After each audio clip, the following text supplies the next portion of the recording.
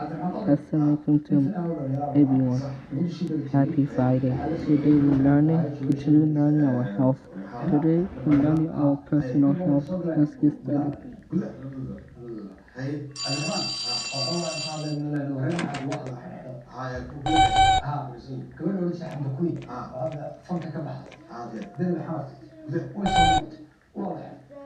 I don't know. Think it's cool or something? Dear Tim and Moby, what is addiction? From KJ. An addiction is defined as the inability to stop a behavior, no matter how harmful or dangerous it may be. The behavior can be anything from risk-taking to playing video games, but addiction usually refers to a dependence on drugs or alcohol. A drug is really any substance that affects the functions of your body. Prescription drugs are used by doctors to fight diseases and relieve pain. Even those can be abused, but there are drugs that are made to be abused. You've heard about these: marijuana or pot, cocaine, heroin, crack, ecstasy, and so on. Like prescription drugs, these drugs change the way your body operates. The results can be unpredictable, dangerous, and addictive. If a drug is physically addictive, it means two things. First of all, people who keep using that drug will need more and more of it to get the same effect. This is called building tolerance. And second, suddenly stopping the drug will lead to unpleasant withdrawal symptoms. Well, in less dangerous drugs like caffeine, those symptoms might just be headaches, irritability, and trouble sleeping. But in harder drugs like opiates, withdrawal can lead to serious fevers, muscle spasms, vomiting, and in severe cases, even death. Most drugs that are physically addictive are psychologically addictive too. That means they're hard to quit because they make the user feel good. Even if someone is only psychologically addicted to a drug, it can be just as hard for them to stop using it. Any drug addiction can really mess with your life. Well, anytime you take a drug just for fun, it's called substance abuse. Substance abuse becomes addiction when you take the drug not because you want to, but because you need it. Addicts feel they have no choice in abusing a drug. They'll often lie or steal to get it. Their whole lives end up revolving around getting high. And besides all the health risks you take from abusing drugs, they mess up other parts of your life too. Addicts have trouble thinking clearly and making good decisions, and that affects their performance in school, sports, relationships, and just about everything they do. Fortunately, there are warning signs you can look for if you suspect someone you care about is addicted to drugs or alcohol.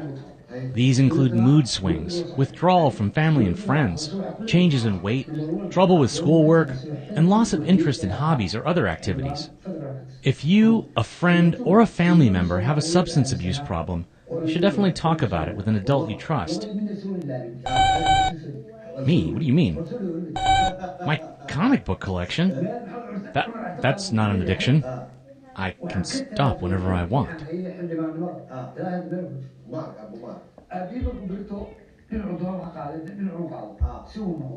next thing we're going to learn is why bowling is not good for you. Let's get started.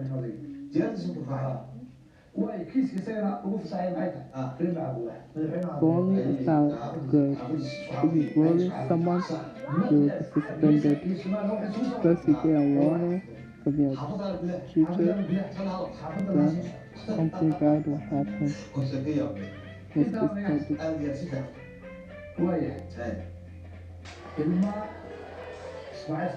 Bowling is not good. Hang on.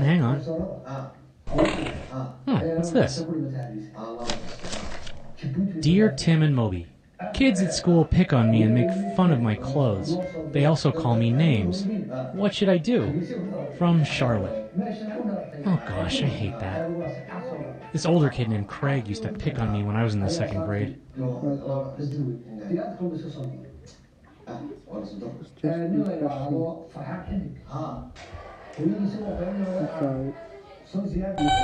Hang on. What's this? Dear Tim and Moby, kids at school pick on me and make fun of my clothes. They also call me names. What should I do? From Charlotte. Oh gosh, I hate that. This older kid named Craig used to pick on me when I was in the second grade. He called me names like Nerd Boy and Smarty Pants. Oh yeah, and Four Eyes. That was real original. Oh yeah, I'd forgotten about that name. I never quite figured that one out. Well, enough about that. Bullying is when a person repeatedly does or says things to feel like they have some kind of power over another person. It can take many forms. We've already covered name-calling. Bullying can also be making fun of someone, leaving them out of activities, taking their stuff, forcing them to do things they don't want to do, and even physically hurting them. Anything that does make someone feel bad or unsafe can be bullying, as far as I'm concerned. If you're getting bullied, you have to use your head. There are some things that you can do if someone's being mean to you. You can ignore them and just walk away whenever they start bothering you. Try surrounding yourself with friends.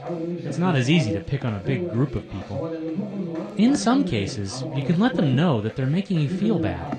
They might not even realize that they're being mean to you. And remember, it's okay to tell an adult what's going on, even if you think the situation is under control. Parents, teachers, and school counselors are there to help you deal with tough issues like bullying. They can help those bullying understand that their behavior is wrong. Well, they might not even be thinking about the fact that you're a person with feelings who can be hurt. Which brings me to my last point.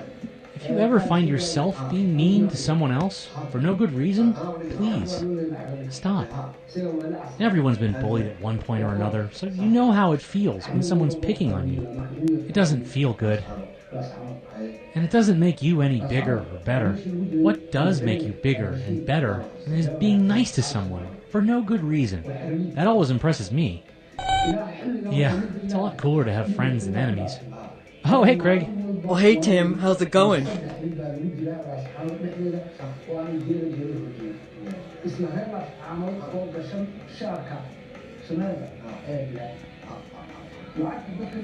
next thing you're gonna learn is your blood thing. That's just your blood pressure. Let's get started.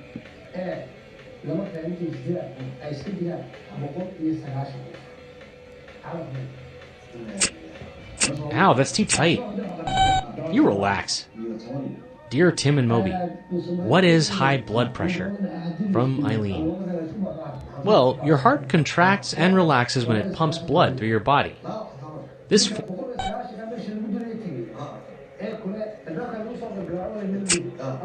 Ow, that's too tight. You relax. Dear Tim and Moby, what is high blood pressure? From Eileen.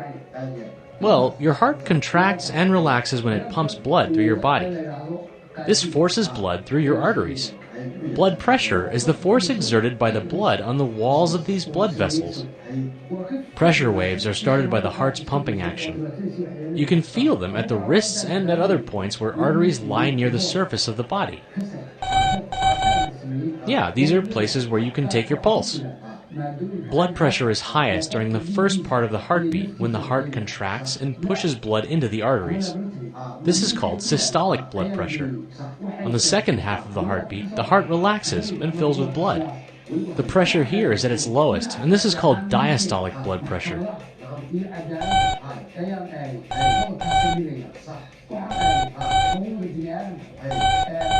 Blood pressure is read as systolic over diastolic, like 120 over 80.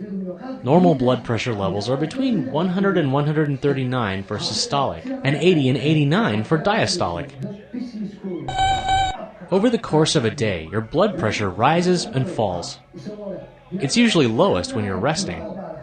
Types of stress like exercise, fear, excitement, or sudden cold will all raise your blood pressure temporarily. Anytime your heart has to work harder to pump blood faster, your blood pressure rises.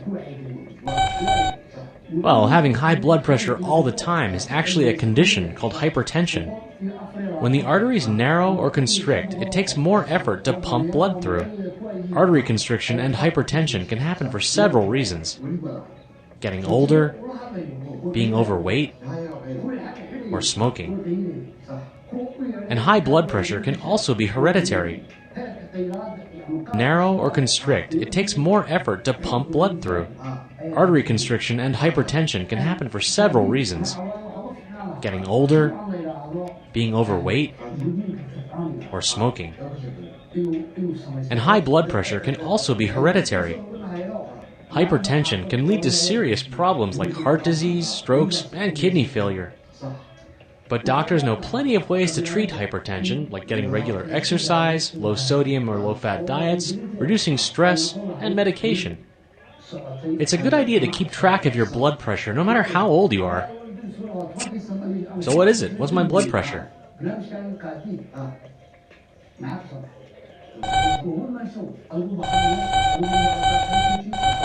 What? That's impossible. It's 115 over 80, not 80 over 115. Hey, maybe we should check your blood pressure.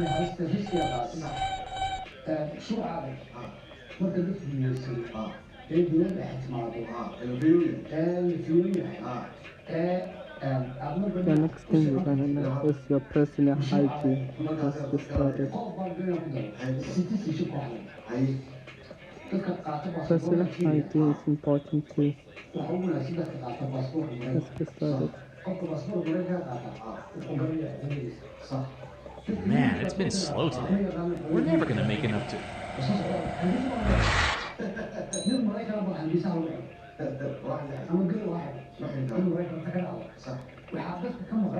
The next thing we're gonna learn is sun protection. Let's get started.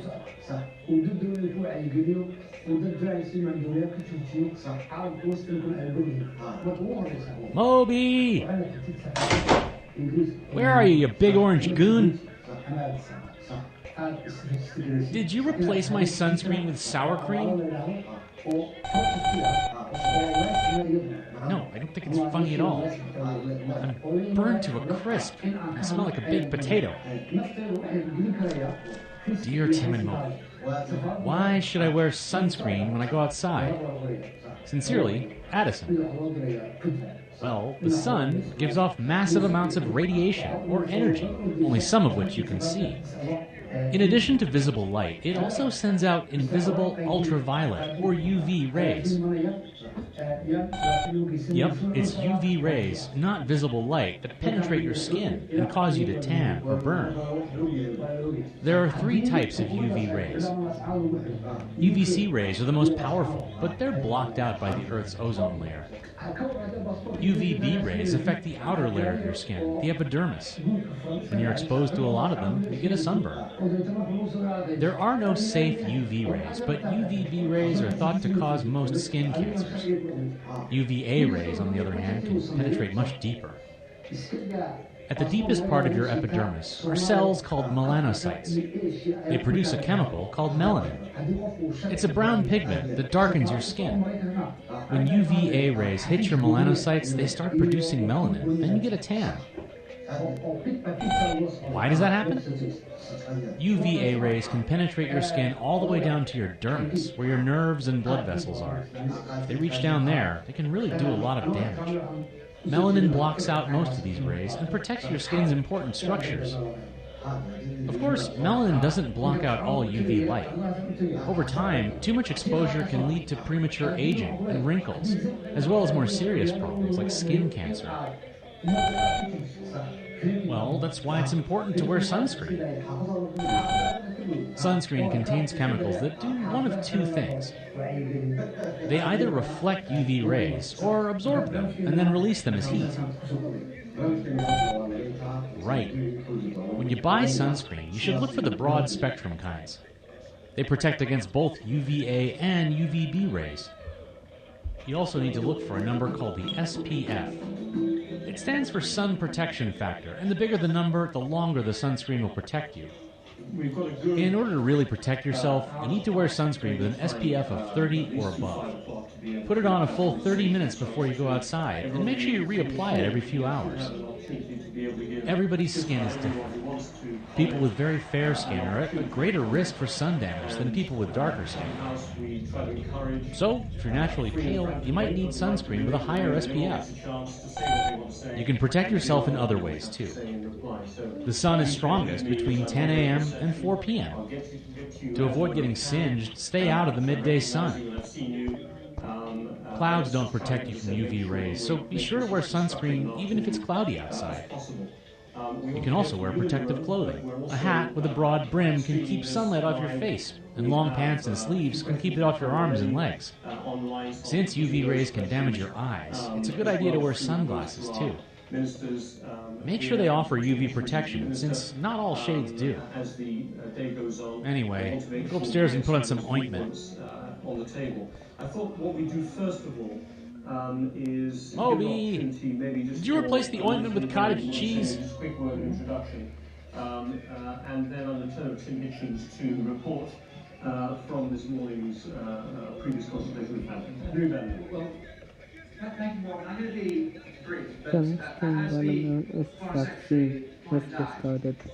Not only is it the right time for Britain to be involved, Why it's is also vaccine the right important? time anyway for us Would to you take think this vaccine is very important? initiative. Just this stuff. I must say, the most support we've received from the international community. When the Prime Minister announced we were going to have this conference, of course we were optimistic that we would have support of our European Germs. partners, countries like America, the regional... Dear Tim and Moby, how do vaccines work? From Gregor. Hi, Gregor. Vaccines trick your body into thinking it's been infected by a particular germ. Your immune system responds as though it's fighting an organism that could make you sick. You build up an immunity to the illness you're being vaccinated for, even though you've never actually had it. So if you ever do get infected with that germ, your body will be ready to fight back.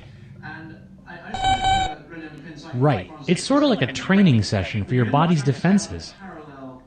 In order to get exactly how vaccines work, you need to know a little bit about the immune system. The immune system is responsible for fighting illness and disease. Every day, bacteria and viruses invade your body.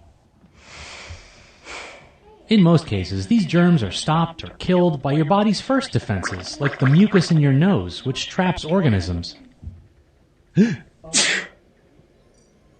Sometimes, germs get past those defenses and make it into your bloodstream. White blood cells, or leukocytes, patrol your bloodstream looking for harmful invaders. If the leukocytes recognize a bad germ, they'll kill it before you get sick.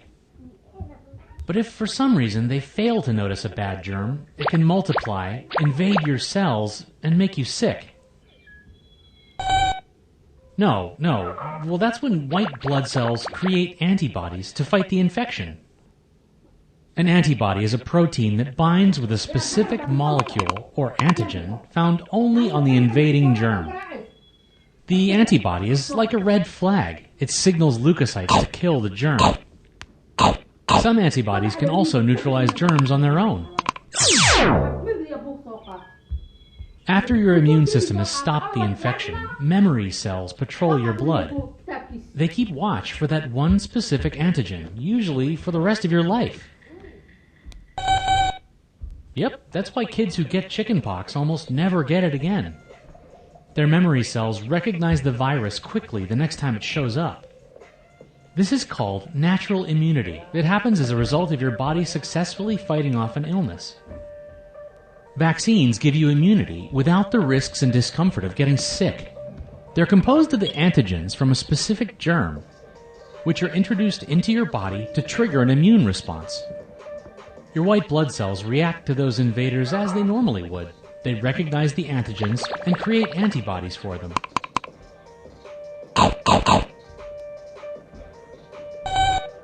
Well, vaccines only contain altered or weakened forms of germs, or none at all.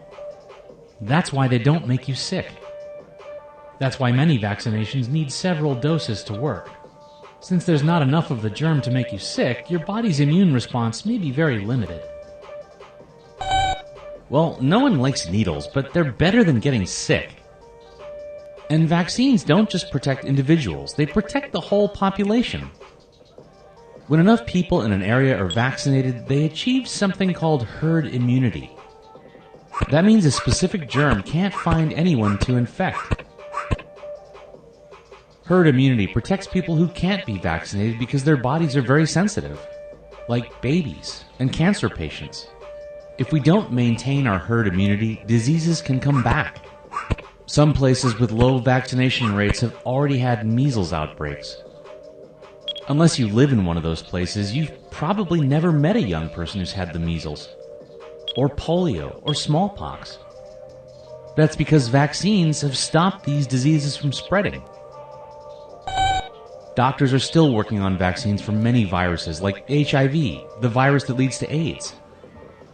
And every year, a new flu vaccine has to be prepared. That's because the flu virus is constantly changing. I don't think you need those. After all, they don't work against computer viruses.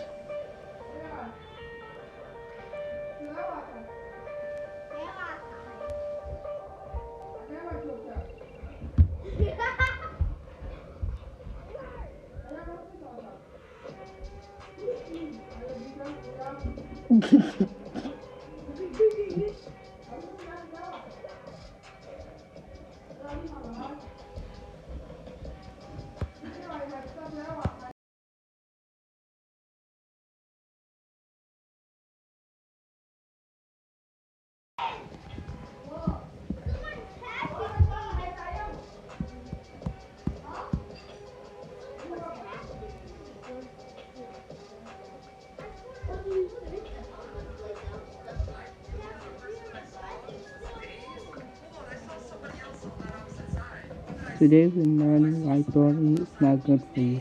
Let's get started.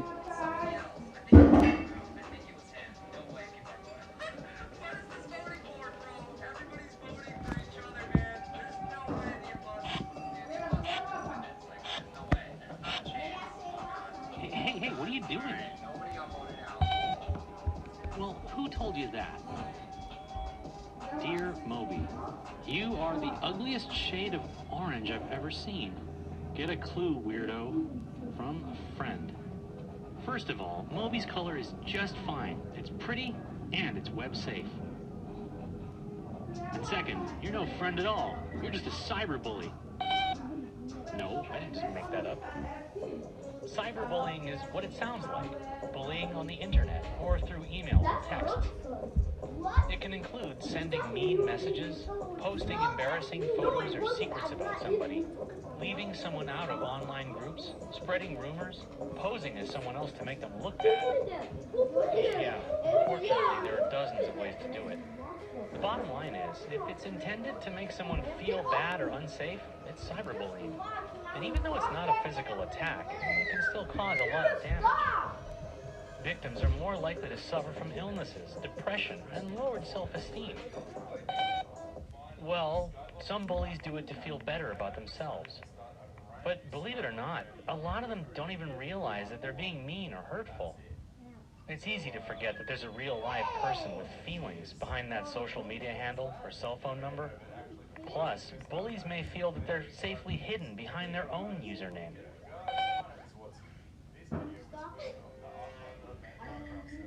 No, fighting back is one thing you should never do with a cyberbully. They just want to get a reaction out of you, so why play into their hands? Sometimes it can help to tell someone when they're making you feel bad.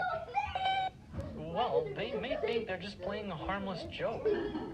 But if talking doesn't work, you should use any block or ignore functions that are available. You can also just delete messages from bullies without reading them. Well, if the bullying doesn't stop, or if it's threatening your safety, there are other ways to deal with it. Save any messages, emails, or screenshots that show what's happening.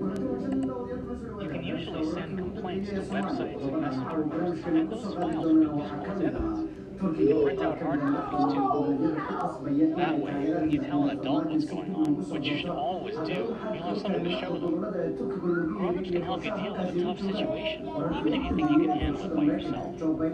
Even when the bullying affects you at home, there's a good chance that your school has rules against it. In fact, many forms of cyberbullying are considered harassment and can result in criminal charges. Yeah, there's a lot you can do to prevent it, too. Sticking up for other kids is sometimes enough to scare a bully off. Sometimes the best way to stop it is not to be a cyberbully yourself.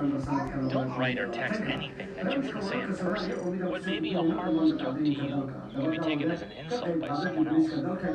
If you're angry or upset, wait a few minutes to calm down before you write something you can't take back. And remember, whatever you say online can stay there forever. And even though you may feel anonymous, websites and cellular services can usually figure out your true identity. To protect yourself from being a victim, be smart online. Don't share your personal information with anyone you don't know. Cyberbullies sometimes impersonate people to embarrass them. So don't ever tell anyone your passwords, except for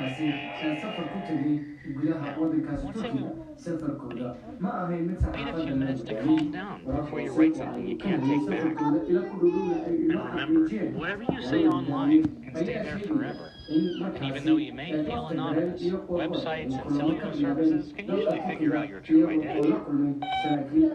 To protect yourself from being a victim, be smart online. Don't share your personal information with anyone you don't know. Cyberbullies sometimes impersonate people to embarrass them. So don't ever tell anyone your passwords, except for now, once say we wash off that green paint. Kind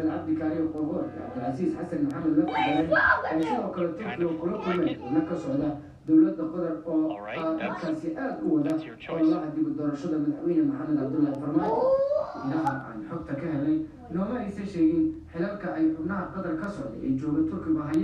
hase ahaatee waxa ay xoojiyeen in xubnahaasi ay yihiin kuwo awood qaas ah u leh arrimaha Soomaaliya. The next thing we're going to do is pass resolution sidii ay taageero u raadin lahaayeen farmaajo maadaama ay saaxiibka u ahaayeen 4 sano ee uu madaxweyne farmaajo ka arriminayay madaxtooyada qaranka ee Soomaaliya.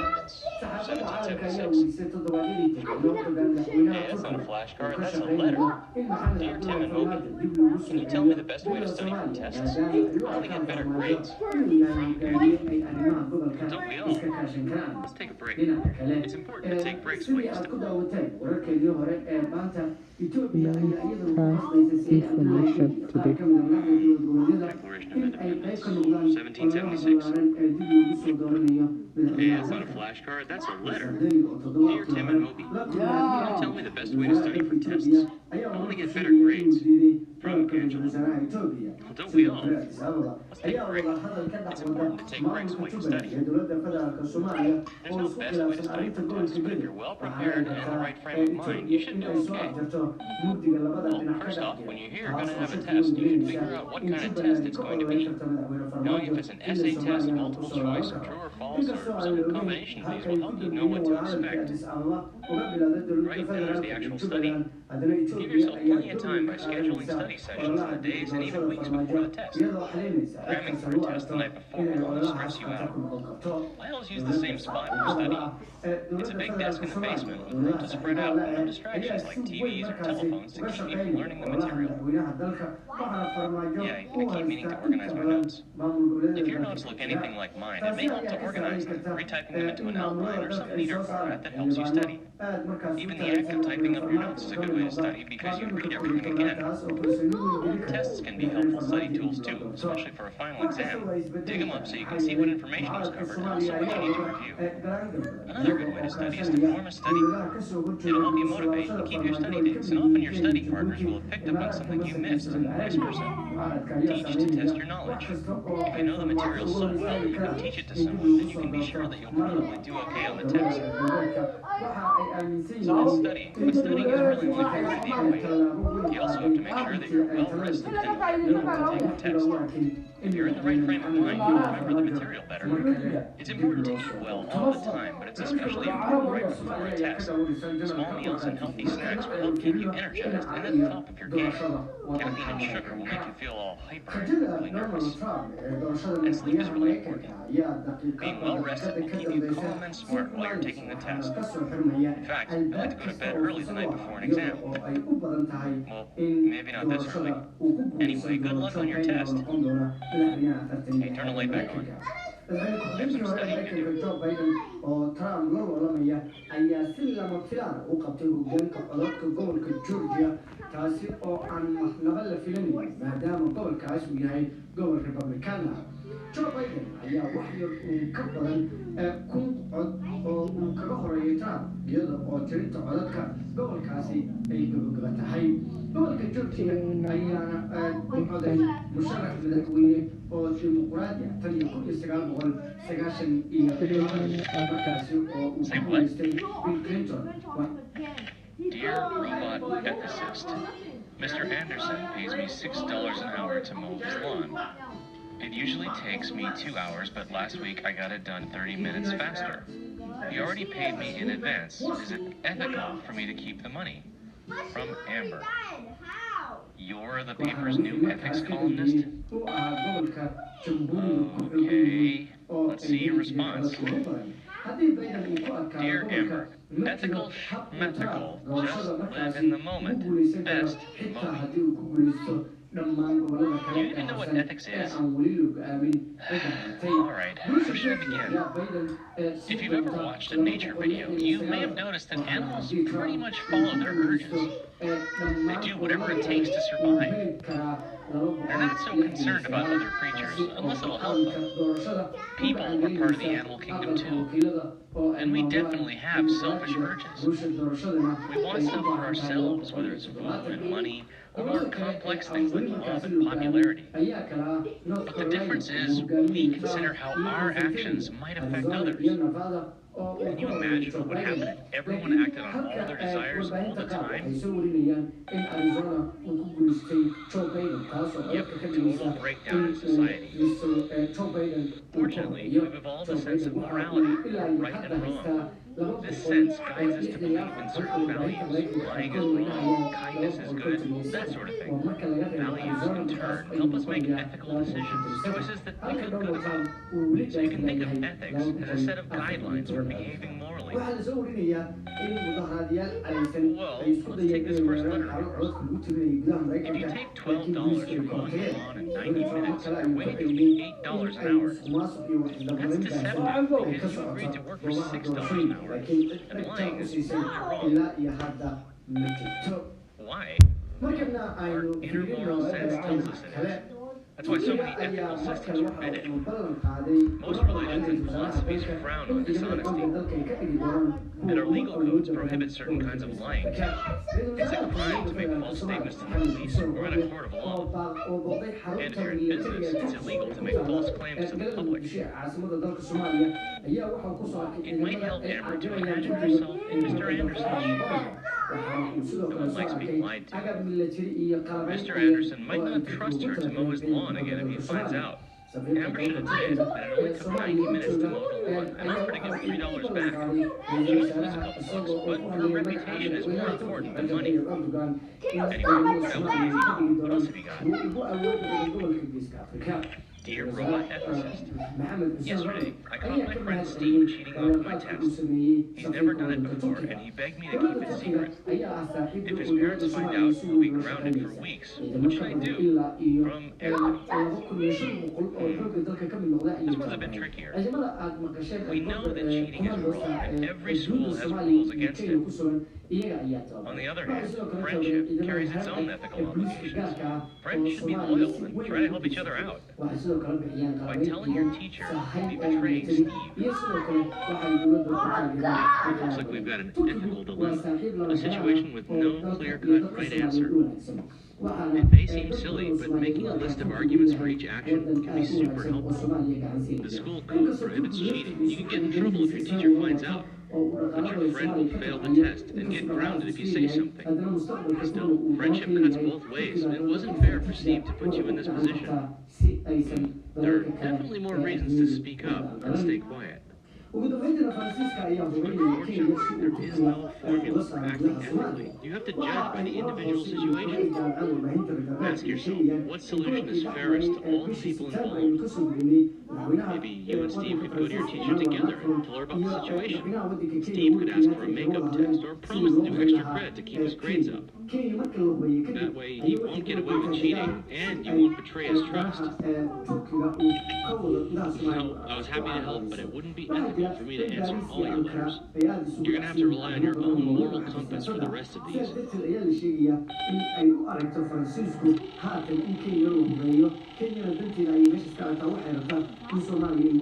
explains so many things.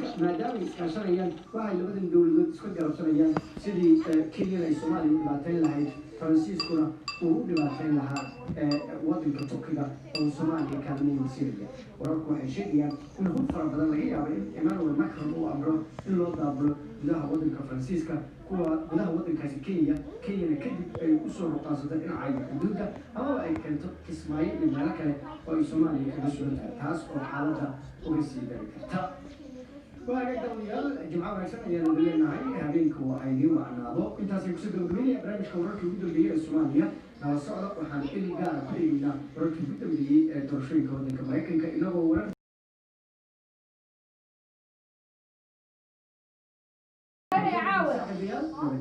udah sekarang ya wah apa gitu sekarang I guess we'll get started. I'll try to keep it short because I'm losing my voice and it's annoying to listen to. Welcome everyone to CSIS. I'm Jennifer Cook. I direct the Africa program here. Today's session, the race against time in Somalia with Matt Bryden. Just a little word of introduction. About 3 years ago, Somalia got a new federal government and dropped the transitional epithet from its name and ushered in a about, not all of us, I should say. New federal government reestablished the Today when learning of government, let's get started. Today when learning why government is important to us. Let's get started. Amazon was making progress. The Secretary Kerry traveled It's gotta be right around here. To travel to Somalia last year. Dear Tim and Moby, can you tell me about the 3 branches of the U.S. government? What do they do? From Marin. Hey, lucky for you, we're in Washington, D.C. When the Constitution was drafted, the framers divided the federal government's powers between the legislative, executive, and judicial branches.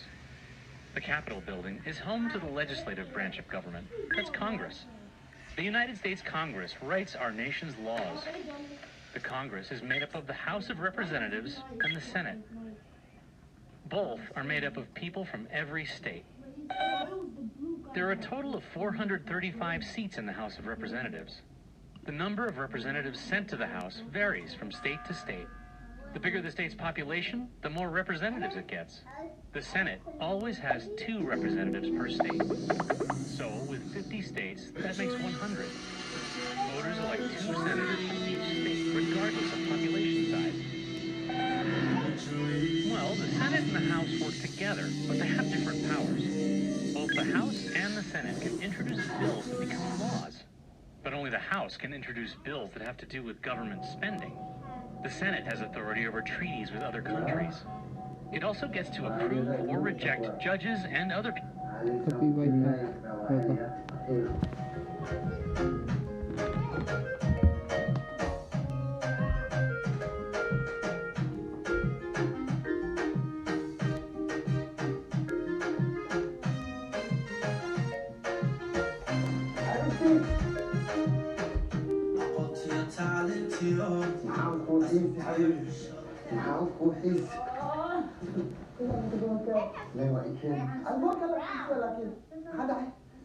والصين سيمينار وسوقات يوم 10 تعلموا بيننا بتستوعب وحول بعضنا هاي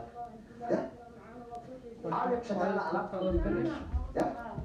عارف شغال بجو ما تعالوا علاقته بس وق تصوير معنا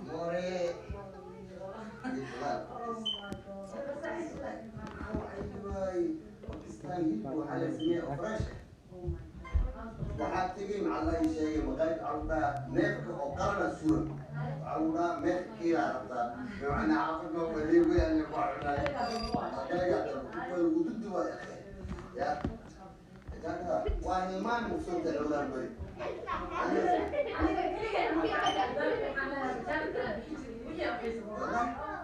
There has to be more.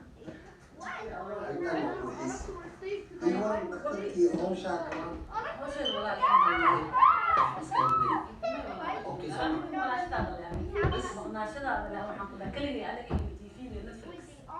بس واحد كان يعني في سكتيز بس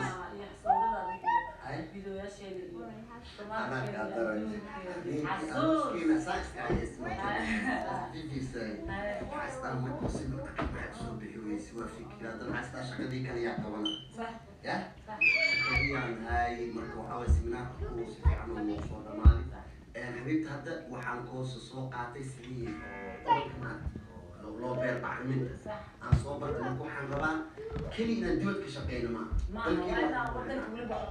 مركو حن ربا سبتال وين هناك فران ودك من الأفقوي سيكون تاي أنا بلغ good idea أنا قد محل إسلام تقانا عالبور وبحب وحاول إن عاص مالته وقويدا إن عاص وحاول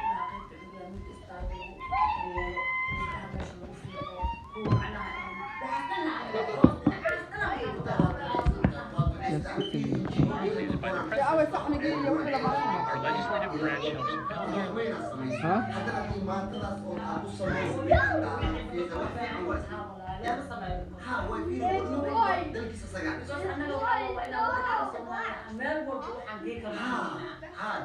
marka taas waa fiican waaye marka kaas oo wax ay ceelbun waa gelina kaas oo gool waa gelina ya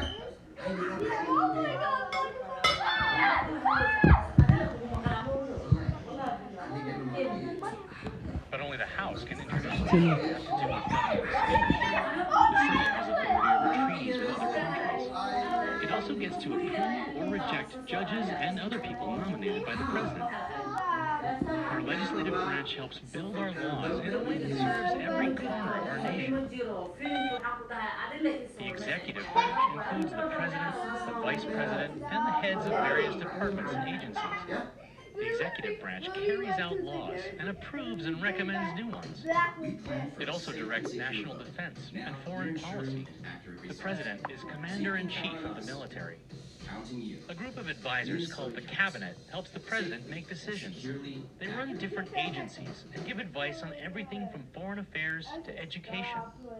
The executive branch has grown very powerful since our nation was formed. Today, the president is probably the most influential person in the country and maybe the world. Still, the president only gets 2 4-year terms at most, and then it's time to give someone else a shot. Finally, the judicial branch is headed by the Supreme Court and its 9 justices. When someone brings a case before the Supreme Court, it means they think some law is unconstitutional. In other words, that it conflicts with the rules set out in the Constitution. If the Supreme Court agrees, the law is struck down. The Supreme Court is the highest court in the country, and their decisions overrule those of all other courts. The lower courts use the Supreme Court's rulings as guidelines. So each ruling helps shape the law of the land. Well, the branches work together in a complex system of checks and balances. The framers of the Constitution didn't want any one branch to have too much power. So each branch is limited by the other 2 in different ways. For example, Congress presents a bill to the president, but the president doesn't have to sign it. He can say no and veto it. But Congress can override that veto if 2/3 of the representatives in both houses agree. Then the bill becomes law. But if the Supreme Court decides that the law is unconstitutional, then that law is out of here. In addition to the checks and balances associated with laws, there are others. Each member of the president's cabinet has to be approved by a majority of the Senate. Supreme Court justices serve for life, but first they have to be appointed by the president and approved by the Senate. Congress can also remove Supreme Court justices from their posts through a process called impeachment. The office of the president may be a powerful one, but the Supreme Court can declare the president's actions unconstitutional. And Congress can actually remove the president from office via impeachment. I think you get the idea. The checks and balances and separation of powers help keep our federal government in balance. Change happens slowly and deliberately, and only when a lot of people agree. Well, I don't think there's anything in the Constitution that says that robots can't run for public office. Would I vote for you? I'm too young to vote.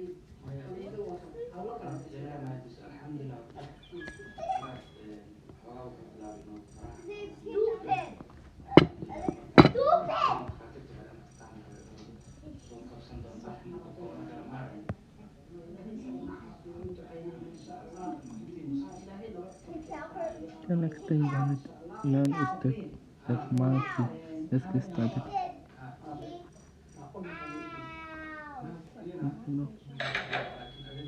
I can't believe my theme for the dance wasn't chosen. Look in the chat. Look in the chat box.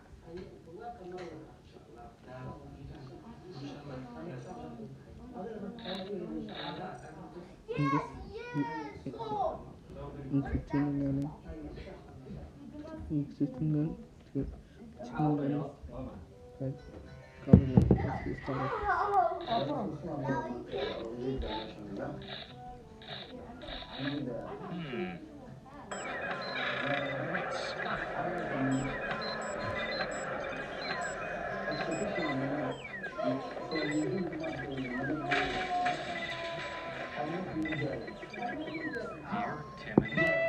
عروضي جوتو يا جماعة.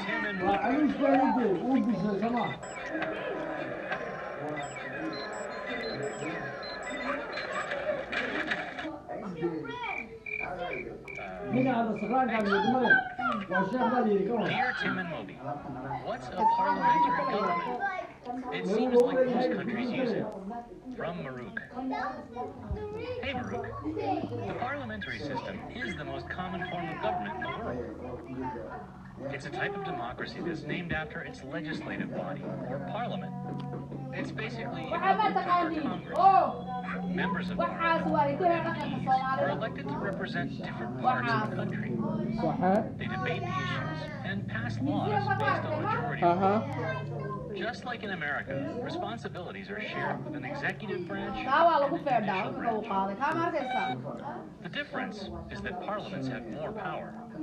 In most systems, they get to pick the prime minister, the head of the executive branch. That'd be like if our Congress chose the president. No one actually runs for prime minister. The majority political party chooses one of their own MPs to fill the role. It also selects the major cabinet positions. The entire executive division is basically an extension of Parliament. Yeah, it's way easier to make new laws when the legislative and executive branches are in sync. In a presidential system like ours, the branches are often controlled by opposing parties. If they can't find common ground, they get stuck in an endless loop. Acts passed by Congress are vetoed by the president. Presidential initiatives are taken by the House or Senate. The result is legislative gridlock, with little getting done. Parliamentary systems usually have major parties too. Like in England, the Labour Party is equivalent to our Democrats, while the Conservative Party is basically like our Republicans. The big difference is that parliaments usually have a good number of seats filled by smaller parties. This usually means better representation of minority groups and viewpoints.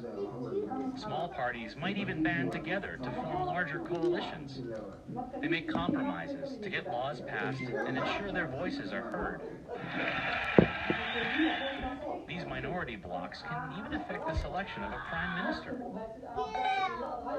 When no one has a majority of seats, a coalition government might form. Different parties join forces to gain control of parliament. The coalition gets to pick the prime minister and fill cabinet positions. Once in office, prime ministers basically work for parliament. In some countries, they even go before the legislature on a weekly basis. They're peppered with questions and at times even jeers from MPs. Well, their authority totally depends on legislative approval. Shifts in opinion can have an instant impact. If enough MPs dislike the Prime Minister, they can declare a vote of no confidence. The PM steps down, returning to her seat in Parliament. And the majority party or coalition chooses a new executive team. There are regulations to choose members of Parliament. Each new legislature can retain or choose a new Prime Minister. No confidence votes really only occur if the PM is doing a horrible job. Oh yeah, prime ministers themselves can also hold early elections. And that usually happens when their party has a strong hold on parliament. But they want to bring in new MPs with fresh ideas. Yep, that's why you might hear that a country has a new government, even if there wasn't a scheduled general election. It just means Parliament or the Prime Minister forced a shake-up of the executive branch. In some parliamentary governments, the people get to elect a president, too. France has one of these semi-presidential systems. The position there comes with a lot of power. The president gets to pick the Prime Minister and can even disband Parliament. But more often, the president is a ceremonial position. They act as ambassadors and advise the Prime Minister. Sometimes royalty serves in this role, and that's called a constitutional monarchy. It's how some countries honor their history. Yep, there are as many variations on the parliamentary system as there are nations that use it. The one essential ingredient is a dominant legislature. And sometimes this concentration of power proves to be a major pitfall. Well, the majority party can remake the executive branch at any time. This type of turnover might weaken or destabilize a country. Minority parties can pose the opposite problem. If seats are split among groups with very different views, forming a coalition can be next to impossible. The parliament gets stuck in gridlock and nothing gets done. Like these guys. What kind of system is this anyway? That's mobocracy. Mob, not mob. That's ruled by goats.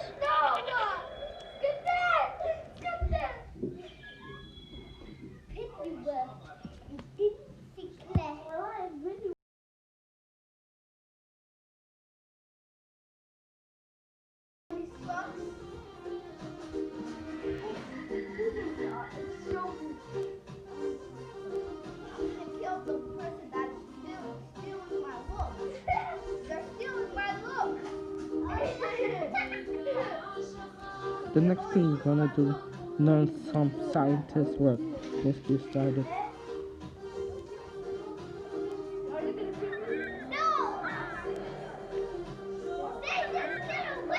What's up? Oh,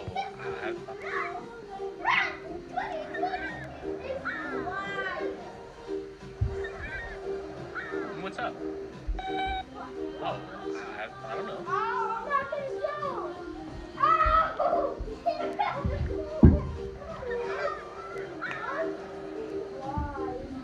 What's up? What's up? I don't know. Use your imagination.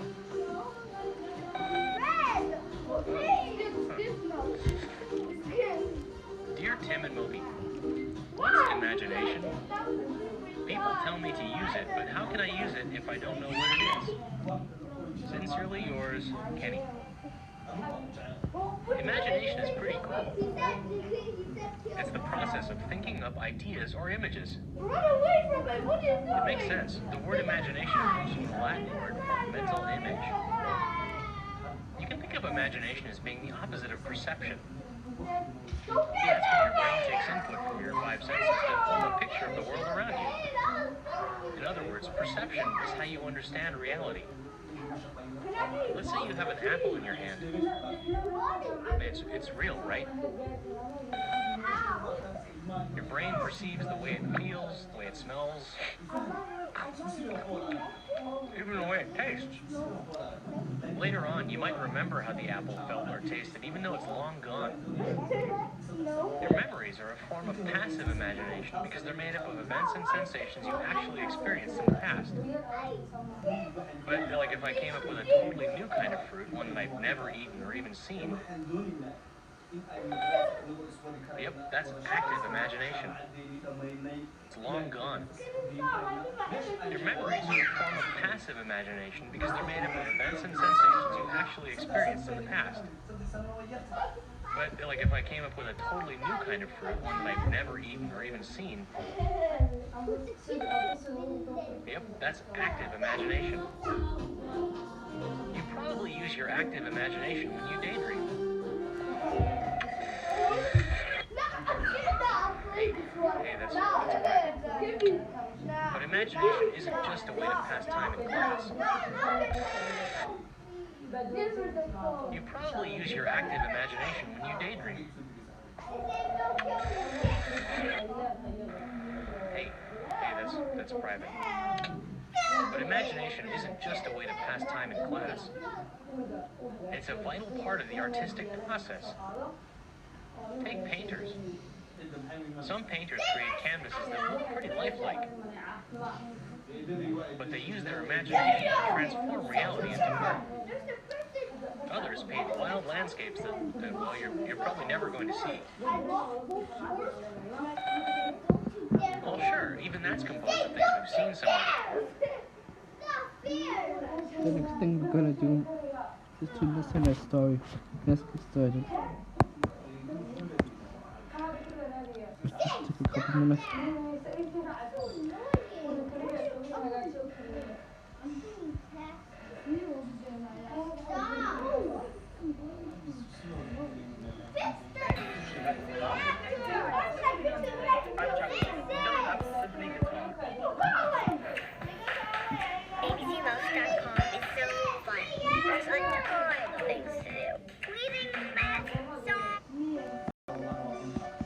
Today we're learning the book How to Be Kind to Each Other. Let's get started.